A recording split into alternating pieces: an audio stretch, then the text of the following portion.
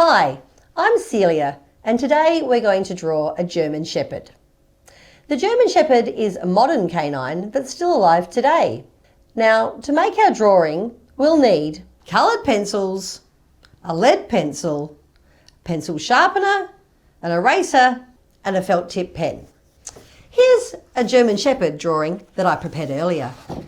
Before we start our drawing, first let's identify and practice the shapes that make up the form. We have some triangles for the ears, kind of quadrilateral kind of shape for the forehead, some kind of ovally kind of blob for the nose.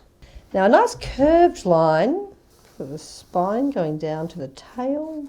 Now we're just practicing the shapes here, so it doesn't really matter if it's not quite right. Oval for the body, sausage shape for the tail, and the funny bent kind of back leg that the German Shepherds have. Here we go, here's the eye.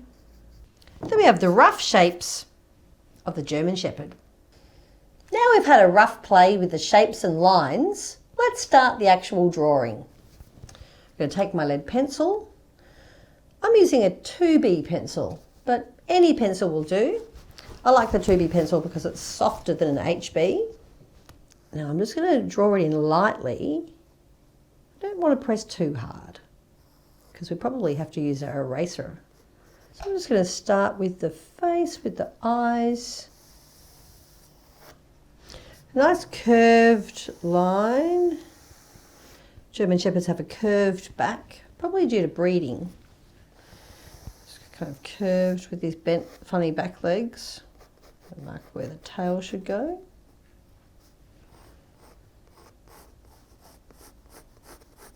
Now the face looks a bit funny, but we can move back to that. Just going to mark in and block in most of the body.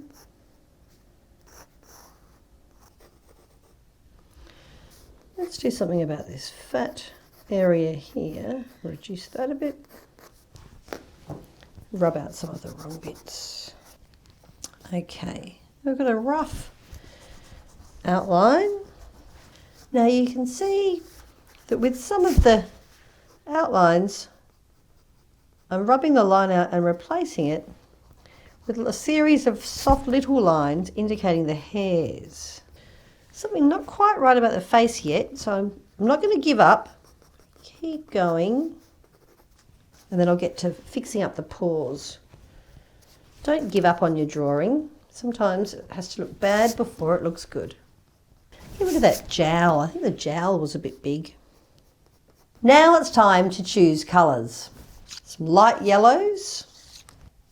I've got some mid-browns here. I've got some dark brown and blacks. And I always like to use a dark purple for my shadows. And as always, we're going to start colouring in from the lightest to the darkest. So I've got my light yellow, and it's nice to think of highlights where the sun hits the animal and creates a lighter part. So we've got the pattern, and then we've got highlights. Now counter shading is something that occurs in dogs. Counter shading is when the back is darker than the underside. So the belly is nice and light and the back is darker. So I'm just colouring in the belly. Now I'm doing directional shading. So because this creature is covered in hairs, I'm going to colour in the same direction that the hairs go. And we're not going to do too many straight lines. We're just going to make them nice and curved. Okay, now I'm going to the second lightest. That's very yellow. That's okay. Now you can probably tell that I'm not pressing too hard with my colouring in, keeping it nice and light. I'm going to move on to the slightly oranger one, just highlights highlights being where the sun hits the animal and creates a slick or a shiny or a lighter area. I am now creating 2 highlights here and here on what will be the big black patch. Now I'm going in with the second darkest colour. As you can see, I'm doing short to medium directional lines, and these are indicating hairs. So we're going to do a bit of building up with that style of drawing in the hairs, and that's going to help make it look like it has a fur coat. If you find any of your lead pencil lines are really dark, you can always just give them a little bit of a rub out before you colour over them, because once you colour over lead pencil, it's not going to go anywhere. Now with the tan colour, I'm going to do the same. I'm going to start off the same as I did with the other orangey colour, and I'm just going to do some light hair-like line work. Some parts you can actually just shade in first. Nice little hairs on top. So now we're still building up the hairs, but I'm going to take this opportunity to do a little bit of blending, which is, I like to put a lighter colour over the top of a darker colour, and it really makes it luminous. And I'm going to do that now as I go, and we'll come back to blending a little bit more later as well. Now, what about this colour here? This colour is quite red, and just going back to the nice short directional hair-like line work, just building it up in areas, because this is darker, kind of building it up in areas that would be darker or a little bit of shadow. Don't mind me now, I'm just going to quickly change the eye a bit. Yep, okay. Right. So now I'm going to move on to a darker brown, and just keep in mind how we want the hairs to go. Now I'm just going to put a little bit of the dark patination in with this darker brown before I move to the black. We've got some of his face markings.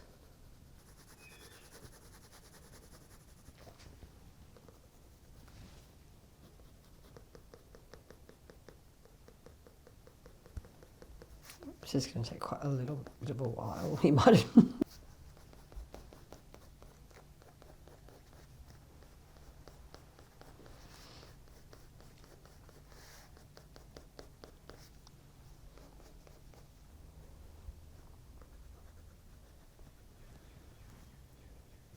remember to leave a highlight or two on the nose. You colour the nose in.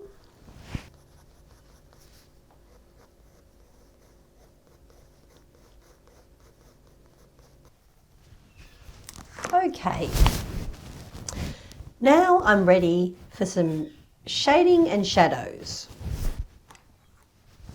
Taking my purple pencil and just adding some shadow behind this front leg, under the eye, on the nose, between the toes and under the feet, inner thigh of the back leg there. Just going to darken up this spine area. Okie dokie.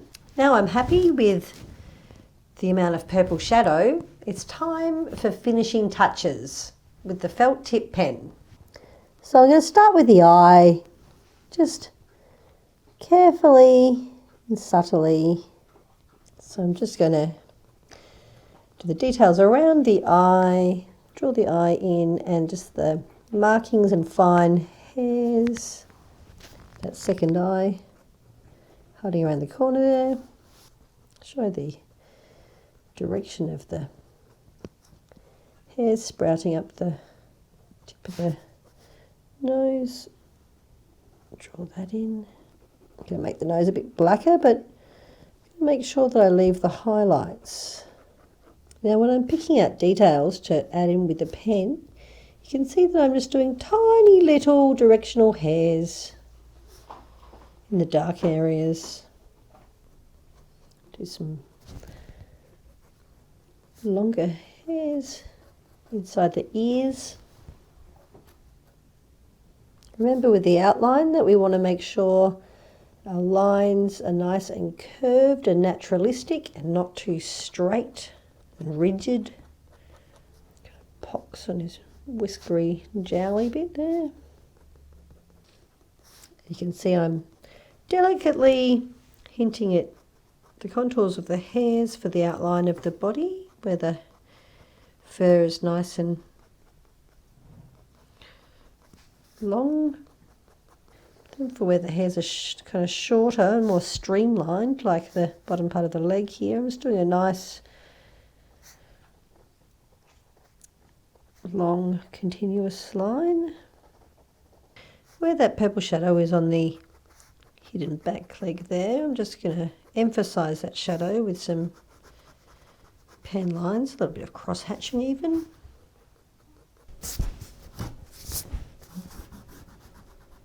Tidy up some of these smudges too. Now I'm quite happy with the details and the little hairs that I've put in with the pen, so I'm just going to do this back area of long, curved, longer back hairs, leaving the highlights that we've created.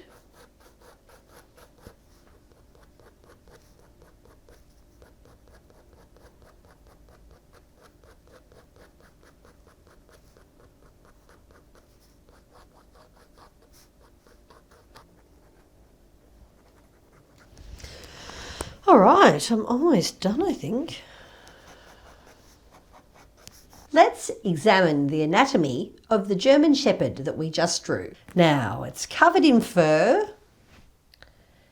It has big ears compared to the size of its skull. It has a long pointed snout.